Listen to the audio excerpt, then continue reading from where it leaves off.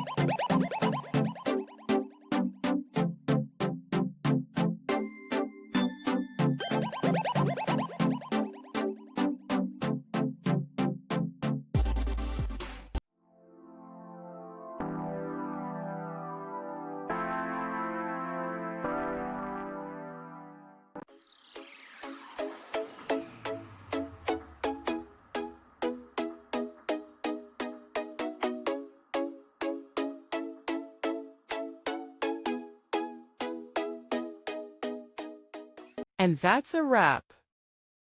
I hope you found the answer you were looking for. If you did, take a second to hit that subscribe button. It really helps out. And let me know in the comments which solution worked best for you.